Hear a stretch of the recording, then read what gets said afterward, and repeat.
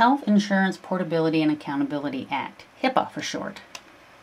Our objectives today are to know what HIPAA is, why the law was developed, who is affected by it, who is bound by HIPAA law and who is not, and legal consequences of violating the HIPAA law.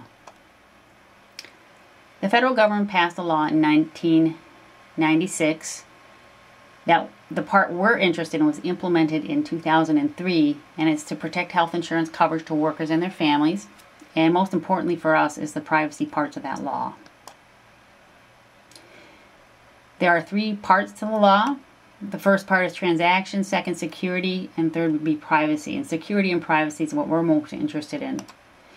The transaction part is simplifying communication between healthcare providers, which can save money. It also covers the health claim payments, enrollment, disenrollment, referral certification, things like that.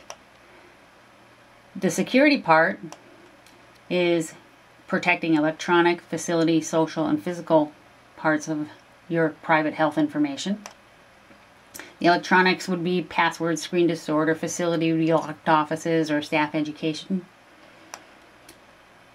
Security would be no personal health information conversations in public places and keeping documents and computer screens away from public view. And when we're finished with personal health information, that the documents it is on be shredded or deleted. The reason there were public concerns about privacy is things like Arthur Ashe, who was a famous tennis player. His health information was leaked to let it known that he had AIDS. And Tammy Wynette's medical records were sent to the National Enquirer. Benefits of HIPAA privacy standards. Well, you'll be notified that you have privacy standards. Agencies will use your personal health information only for permitted uses. And you can make limits on what facilities share of your health information. Other benefits would be access to your personal health information. Now you are allowed to view and copy your records, except for psychotherapy notes.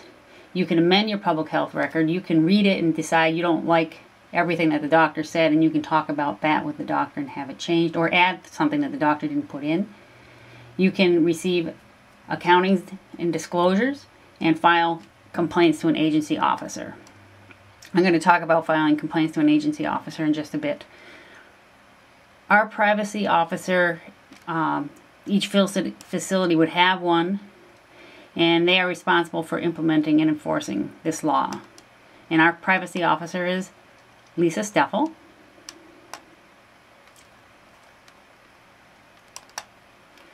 If the state asks you who your privacy officer is and you forget, you just say, I don't know, but I can find out. Protected health information, medical status, addresses, telephones, anything on your medical record is considered protected information, like photos, your license numbers, etc. Information not protected, unless you request it to be protected, would be the fact that you are at Divine Providence, that your condition is good, fair, or poor, or your room number, unless you ask not to have that known. But the basic things that we would let people know, unless you tell us otherwise, is that you're here, what your condition is, and your room number. And who is bound by the HIPAA law here at Divine Providence? Everyone is bound by it. And again, the various things that you can't disclose, you're responsible for knowing. That's what we're learning today. Other things here at Divine that were affected by the HIPAA laws, we have our clipboards with various information about diets and PT covered so none of the visitors can see. We have a tape report in the report room, and it's an enclosed room so other people in the nursing home can't hear information. We have our computer screens, and we have them logged off when we are away from the computer screen.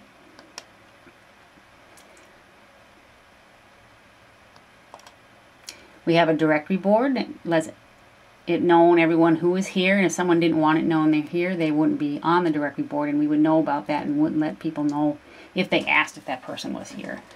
You would just say, perhaps, I don't know. If someone asked you for a person who didn't want it known that they were here. And we have to make sure we don't leave information about residents in easy access places for people who shouldn't know the information about the resident. In this example, the aide left her sheet listing various things about the resident next to the computer and left the computer screen up saying things about the resident that we don't want other people to know. In this photo, it says you should be 100% compliant with Hipaa security rules for PHI. Your handwriting's already encrypted. Penalties. Breach of privacy regulations penalties include civil penalties of $100 per person for each violation with a $25,000 limit per calendar year. Criminal penalties would be up to $250,000 and 10 years in jail, and being fired from your job would probably happen because of this. Here's an example. Mrs. Sellner was a resident at Divine Providence. Her daughter frequently visits and speaks with physicians and nurses about her care. Can information be disclosed without Mrs. Sellner's consent? Yes. The privacy rule allows organizations to disclose confidential information to family and friends who are involved, which this person was, in care without obtaining a consent or authorization. Professionals can use their discretion on these matters. Mrs. Sellner's grandson heard that his grandmother was at Divine Providence. He called to find out what her condition was. Can her condition be disclosed? Yes, it's directory information, so you can let the grandson know whether the condition of their grandmother. Mrs. Sellner's neighbor, Jana Grubner, who is actually now our administrator, is an employee in the facilities billing office. She wanted to know more about her condition. She has been an acquaintance of hers for 20 years. Mrs. Sellner's son ran into her at work and told the employee she had been admitted. Can Jana Grubner, the employee, obtain more information on Mrs. Sellner? No, not unless she has a need to know to do her job, and she's in the business office. She doesn't need to know the medical situation of the resident. Question. I overheard patient care information in the elevator and hallway. How should I handle this? If it seems appropriate, remind the speaker of the policy in private. If the conversation clearly violates policies or regulations, report it to the privacy officer, who is now Lisa Steffel. And if it changes, I'll let you know during your orientation. What can't you tell someone who doesn't work with a resident? A resident lives here at Divine Providence who is listed on the directory board.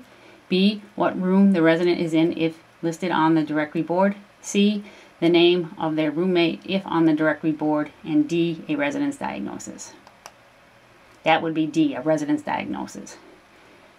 Next question. Who is bound by the Hipaa law? PT, nurse's aide, kitchen employees, all of the above. All of the above. Have a great day.